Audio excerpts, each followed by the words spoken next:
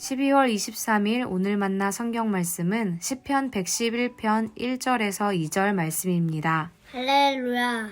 내가 온 마음을 다 기울여 정직한 사람의 모임과 회중 가운데서 주님께 감사를 드리겠다. 주님께서 하시는 일들은 참으로 훌륭하시니 그 일을 보고 기뻐하는 사람들이 모두 깊이 연구하는구나. 아멘. 오늘 만나러 만나주시는 하나님을 기대합니다. 시편 중에는 히브리어의 알파벳 순서를 따라 가사를 이어가는 언어의 맛이 살아있는 노래들이 있습니다. 쉽게 우리말을 기준으로 풀어보면 가, 나, 다의 순으로 각 행의 첫 글자를 시작하여 노래를 이어가는 겁니다. 가보지 못한 길로 나를 인도하시는 그 손길을 따를 때 다치지도 상하지도 않네. 이런 형식으로 가부터 하까지 가사를 엮어가는 노래입니다. 이런 형식 가사를 따르는 노래 중 우리 모두가 익숙한 것으로 도레미 노래가 있습니다. 도는 도라지의 도, 레는 레코드의 레, 미는 미나리의 미. 이렇게 도레미파솔라시도까지 음계명의 전개를 따라 가사를 붙여 부르는 노래이지요. 시편 중 이런 독특한 형식을 갖춘 노래들을 히브리어 알파벳의 첫 두 글자를 따서 알렙베트 시편이나 알파벳 시편으로 부릅니다. 히브리어의 알파벳은 알렙부터 타우까지 총 22개의 문자로 구성되어 있습니다.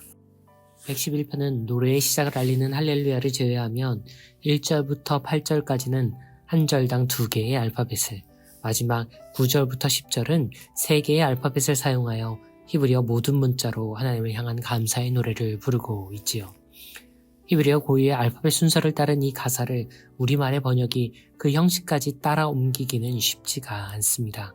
그래서 거의 대부분의 우리말 번역들은 그 가사의 의미만을 옮겨 전하고 있지요. 하지만 그 형식이 가진 아름다움을 옮길 수는 없어도 잊지는 말자는 취지에서 어떤 우리말 번역들은 각 가사에서 맨 앞에 히브리어 알파벳을 적어두기도 한답니다. 이 노래의 가사 형식에 대해 길게 설명한 이유는 노래가 찬미하고 있는 바가 바로 이 형식과도 긴밀히 연결되어 있기 때문입니다.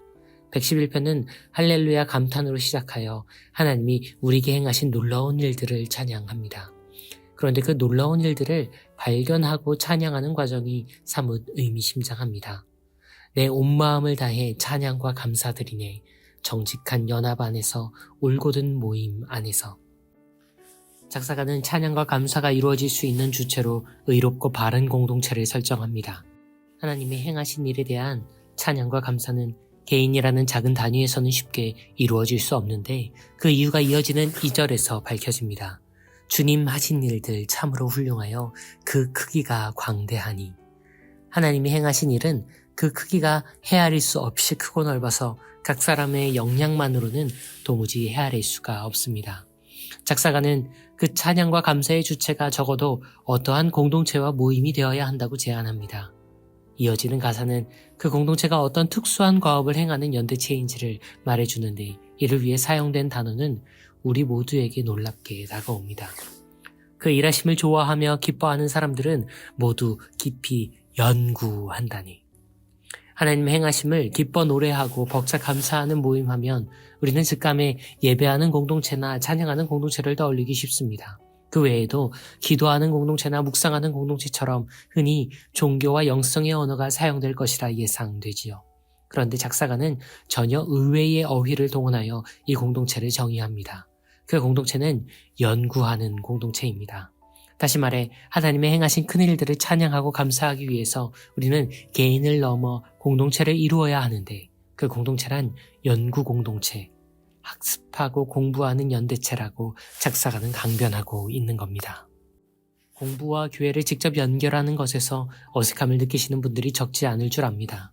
성경 공부나 교리 학습이 공동체 내에서 이루어지긴 하지만 사실 예배와 달리 이런 학습과 연구 모임은 참여가 필수적이라는 공감대가 없기 때문입니다.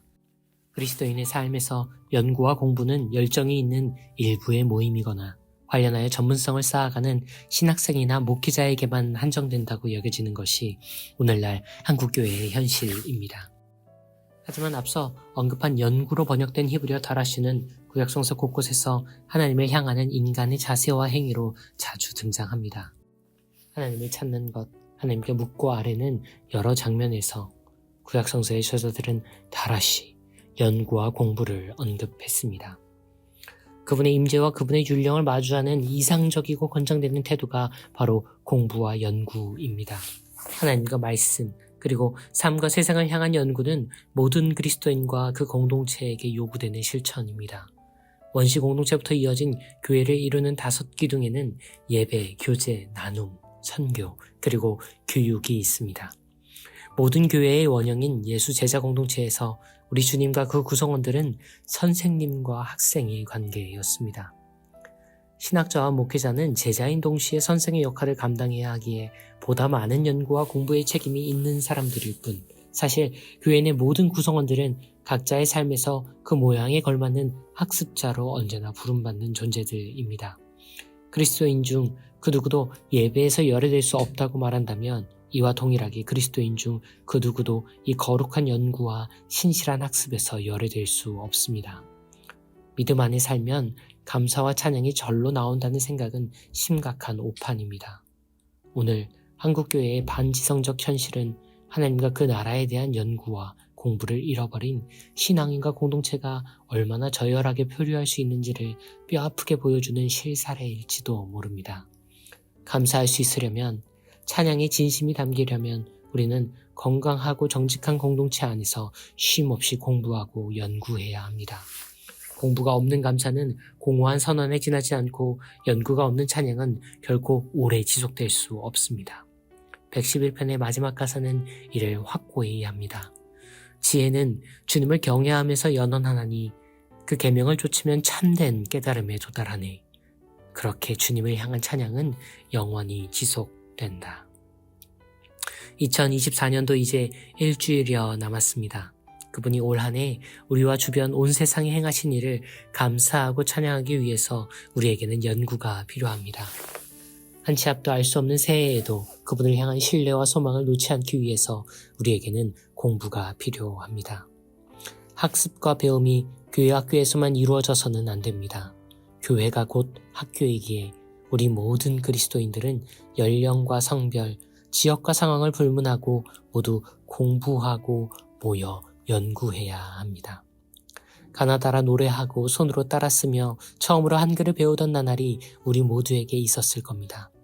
오늘의 노래 시편 111편은 우리에게 신앙이란 바로 그와 같다고 말씀하는 것만 같습니다.